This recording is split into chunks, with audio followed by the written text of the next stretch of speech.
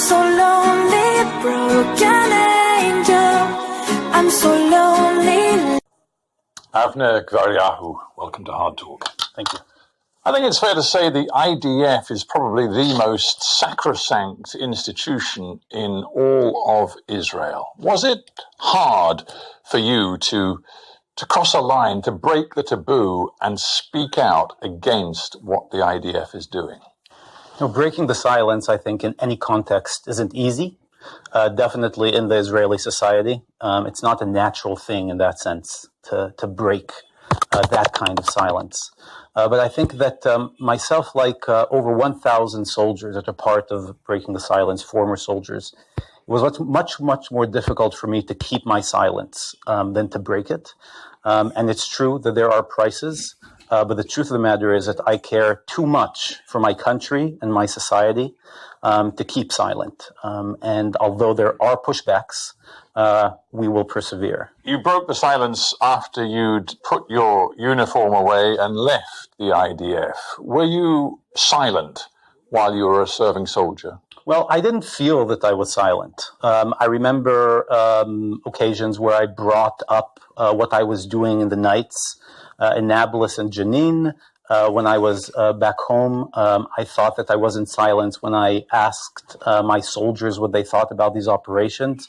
But it actually took me a while after my service, where I actually thought that I could put my military service behind me, to realize that I myself was also silent, that I myself was also not really frank when I was looking myself in the mirror. So you were, to use that phrase, a good soldier. You followed orders and you did things which, and I'm now asking rather than stating, I'm guessing you did things which your moral conscience told you you should not be doing, but you did them anyway and did not speak out against them. That's true. I mean, I was a sergeant of a snipers team, and one of the routine missions that we carried out in Nablus, in Jenin, or in the surrounding areas of those two cities was a mission that we called a straw widow. Straw widow was when you take over a Palestinian home. Every house in the West Bank actually has a number. Each and every house has a number. So we would open up the maps and look at the specific house that looked into the right place that we had to enter, a city center or a road. And after we would verify that the house has the best parameters, windows, and geographical area, we made sure the people in the house were innocent. So we would enter a house of an innocent Palestinian home in the middle of the night. The first missions that I carried out, the adrenaline was pumping. The second, the third, the fourth, when it started to calm down, I realized I was sitting in someone's living room, bedroom, children's room. That was when it started to break. And you are dealing with people in fear. Constant fear, but I have to say the fear is two-sided. I was also full of fear. But I would say that what motivated me eventually to break my silence was the piercing eyes of young Palestinians when I was barging into their house in the middle of the night. I could always justify it to myself, but those eyes, the anger, their fear, was what eventually helped me overcome that. A house of a physician in Nablus, for example, that I entered in the middle of the night, taking him, his wife, and his daughter, and pushing them in a room. If they wanted to use their bathroom or their kitchen or use their phone, they need permission from me. That specific house in Nablus stayed with me for a while because that physician himself was kind enough and generous enough to sit down and explain to me what it means to be a Palestinian.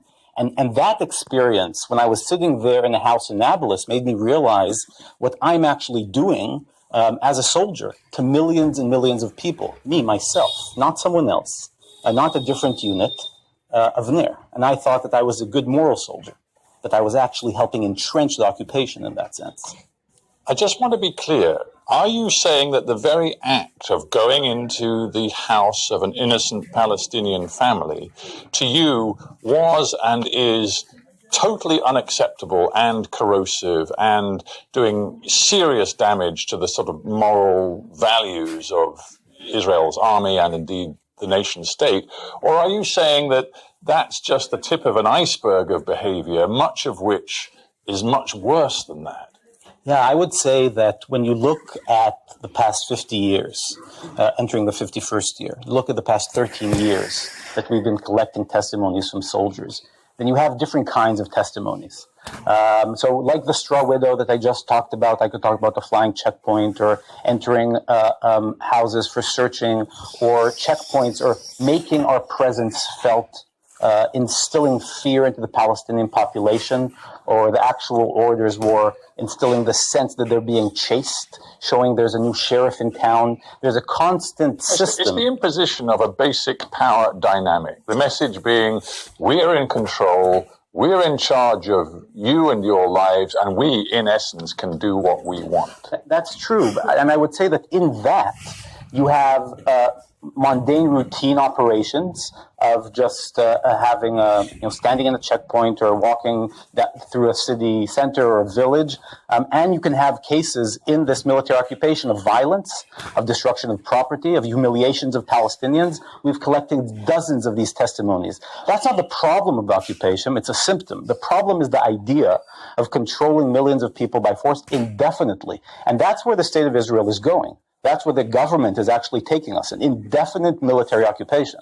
But I'm so lonely, broken.